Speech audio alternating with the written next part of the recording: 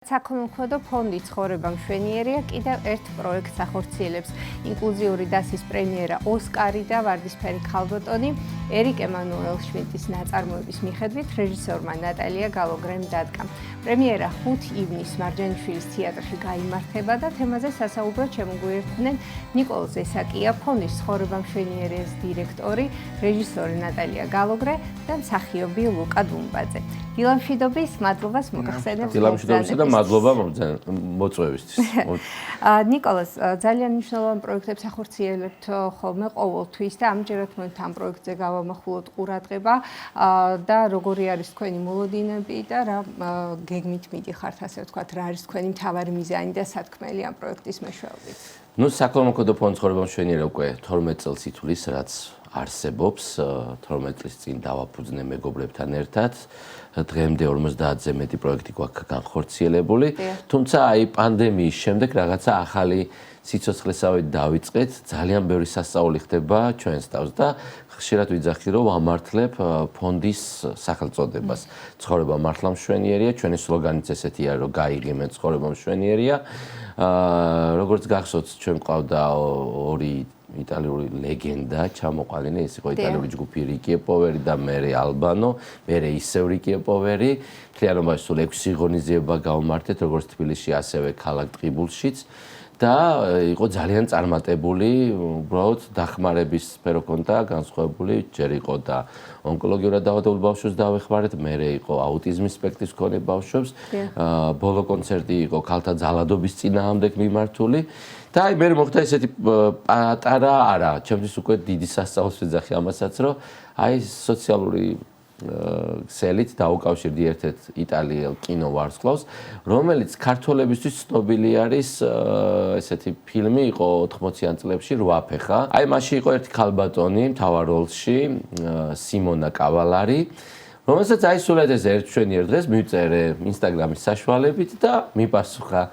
და ეს ლაპარაკში ავყევით ერთმანეთს და მე მოხდა ის რომ დათანხმდა თან დიდი სიამოვნებით და მე რაღაცა ესეთი მორიდებით ვეკითხებოდი რომ აი 3-4 დღით რო ჩამოვიდა და ესე ერთი კვირა თუ არის შესაძლებელი ერთი კვირაც დავრჩებიო და როგორ მეოთხარი თუ გინდა საერთოდ დავჭით საქართველოში მეთქი უბრალოდ იმის თქმა მინდა რომ ჩვენი ფონდი მართლა აი ამ ოცნებებს ამ რაღაც სასწაულებს ვახდენთ ხოლმე და აი უკვე მე რამდენად ესეთი იტალიელი ვარსკვლავი ჩამოყვავს. ეს პირველი არის ჩვენთვის, იმიტომ რომ კინო ვარსკვლავია და არა მომღერალი, როგორც ყოველთვის რა გამოცდილება ჩვენ გვაქვს, ასე რომ ეს პირველი შემთხვევა და აი ამ პროექტის ფარგლებში დაუკავშირდით ჩვენს არაჩვეულებრივ ადამიანს, ნატალია გალოგრეს, რომელიც არის არაჩვეულებრივი რეჟისორი, არაჩვეულებრივი სპექტაკლები აქვს მას დადგმული და მოკლედ ესე გავიცარდით და დღეს ნატალია უკვე ჩვენს გვერდშია და არაჩვეულებრივ სპექტაკლს გავს, რომელიც თვითონ ონკოლოგიურ დაავადებულ ბავშვს ეხება. თემატიკა ეს გვაქვს აღებული და სპექტაკლზე უფრო ნატალია ისაუბრებს. სპექტაკლზე უფრო დეტალურად რა თქმა უნდა ნატალია მოგუყვება. კიდევ ერთხელ მოგესალმებით და რატომ გადაწყვიტეთ რომ თქვათ ამ კუთხით დაინტერესებული ყავით და მაყურებელიც დაგიინტერესებინათ და ჩაგერთოთ ამ პროცესში ასე ვთქვათ, იმიტომ რომ ძალიან მნიშვნელოვანია რა თქმა უნდა თანაგანც და ძალიან მნიშვნელოვანია ადამიანების ერთმანეთთან სწორი დამოკიდებულება და თანაგრძნობა, იმიტომ რომ ეს ყველაფერი საბოლოო ჯამში ნიშნავს იმას, რომ სიკეთე აუცილებელია, ერთმანეთის თანადგომა და ერთმანეთის სიყვარული აუცილებელია. ამას გვასწავლის თან ჩვენი სარწმუნოება, გიყვარდეს მოყვასი შენი, ხომ? აქ არ არის მაინც და მაინც ზედმამიშვილზე საუბარი, ნებისმიერ ადამიანზე, ნებისმიერი სახით და ფორმით. თუ შეიძლება უფრო დეტალურად რომ გითხრათ თავად ამ სპექტაკლის შესახებ და როგორ მიმდინარეობდა რეპეტიციები და როგორც თქვით 5 ივნისს უკვე მაყურებელი მარჯანიშვილის თეატრში იხილავს ამ სპექტაკლს. კი. პირველ რიგში მოგესალმებით დილამშვიდობისა და ვიტყვი იმას, რომ ჩემთვის ძალიან დიდი სიამოვნებაა მურიკ სპექტაკლზე მუშაობა, სადაც მონაწილეები არიან როგორც ტიპური განვითარების ახალგაზრდები, ასევე შეზღუდული შესაძლებლობის მქონე პირები. რატო დრამატურგიულად შვიდტი? იმიტომ რომ რადგან საქველმოქმედო ფონდთან მქონდა კავშირი, მაშინ ვიკითხე უბრალოდ, რომ ქონდათ თუ არა მსგავსი თემატიკის სპექტაკლი შექმნილი. რა თქმა უნდა, იყო გამოცდილება აქვს ფონდს სპექტაკლზე მუშაობის და ასე შემდეგ, მაგრამ არ ვიცი მე ჩემი პირადი დამოკიდებულების გამო გადავწყვიტე ალბათ რომ ოსკარი და ვარდისფერი ქალბატონი გამეკეთებია, იმიტომ რომ ძალიან დიდი ხნის წინ მქონდა სურვილი რომ მემუშავა ამ პიესაზე, მაგრამ რატომღაც რაღაც რიგი მიზეზების გამო ყოველთვის გადამედო ესე.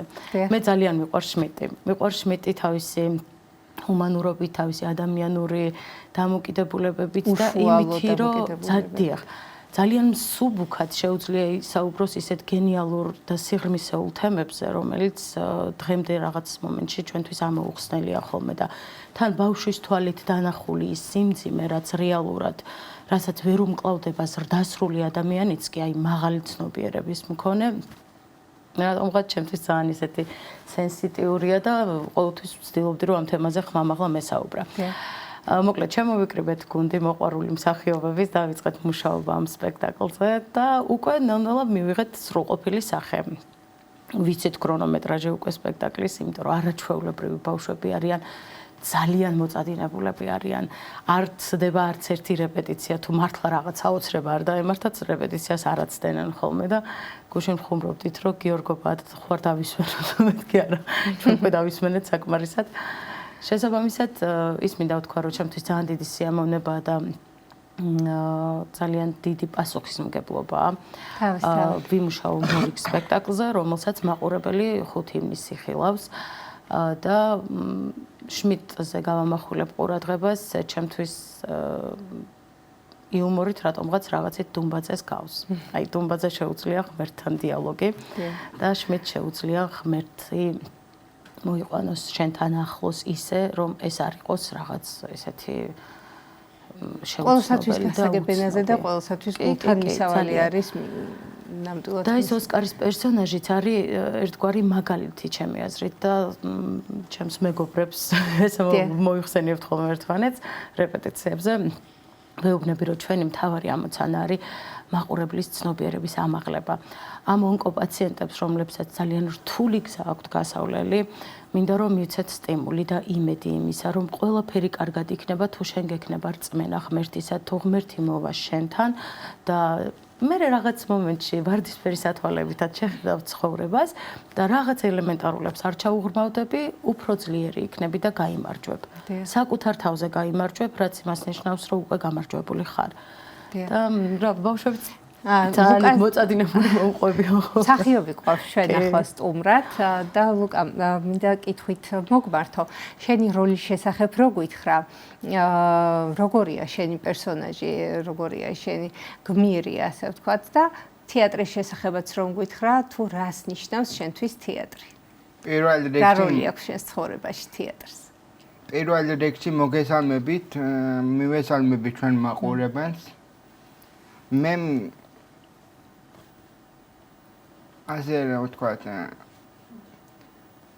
შენი გმირის შესახებ მოგყვანის როლს, რომელიც არის მთავარი გმირის ოსკარის მეგობარი.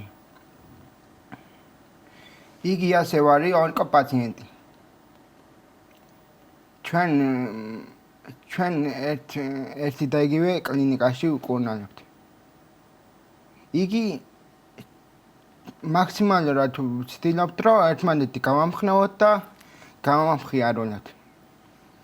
ეს ძალიან მნიშვნელოვანია. რეპეტიციებზეც ეგრე ხდება, გამიჯერეთ, იმდენად შეიჭრებიან ხოლმე როლში ხანდახან ცოტა აბა ეხა მობილიზდით. ძალიან მეგობრული გარემო აქვთ მართლა, ძალიან ისეთი უშუალო და ჩართულები არიან, თან საქმეს აკეთებენ, მაგრამ რაღაც პერიოდს მაინც პოულობენ ხოლმე იმისი, რომ გადაუხვიონ და იმეგობრონ. ძალიან საყვარლები არიან. და თქმა უნდა, მე უკვე სცენაზე მაყურებლების წინაშე თვალნათელი იქნება. უფრო ბუნებრივიც იქნებით მე სპექტაკლში. კი, რა თქმა უნდა. ლუკა, და რაც შეეხება თეატრს, რა როლი აქვს შენს ცხოვრებაში თეატრს? თეატრის ჩემ ცხოვრებაში აქვს ის როლი თეატრალურ სტუდიაში რომ დავიწყე სიარული და ის როგორია და აი თეატრში რომ დაიწყე სიარული რა მოგცა თეატრმა თავისთავად მეგობრები დიახ იქ არის ძალიან მეგობრული გარემო და ყველას ერთმანეთი უყვარს და ყველა ერთ საქმეს ვაკეთებთ მადლობა მინდა გადავუხადო ჩემ არაჩვეულებრივ მასწავლებელს ნიკას და ნატალია გალოგრეს რომ დამეხმარა ამ როლის შესრულებაში. როლის შესრულებაში, დიახ. ძალიან დიდი მადლობა ლუკა, რა თქმა უნდა, შენც იმისათვის, რომ შრომობ, რომ შენი როლი ღირსეულად წარმოაჩინო მაყურებლის წინაშე.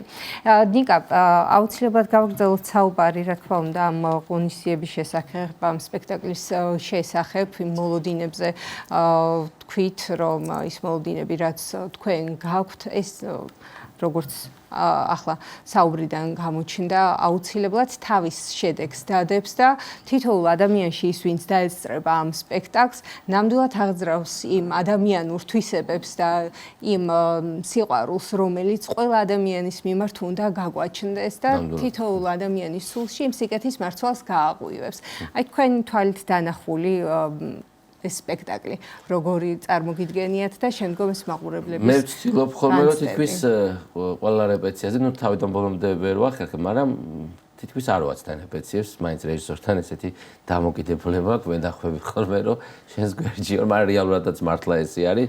აქვე ვისარგებლებ შემთხვევით და მადლობას გადააუხდი თვითონ კოტე მარჯანიშვილის სახელობის თეატრს, მარჯანიშვილის თეატრს, გვერდში დგომისთვის, ბატონ გოგი მარგველაშვილს, რომელიც ყოველგვარი იმის გარეშე გვერდში დაგვიდგა, გვეხმარება ამ ყველაფრის განხორციელებაში.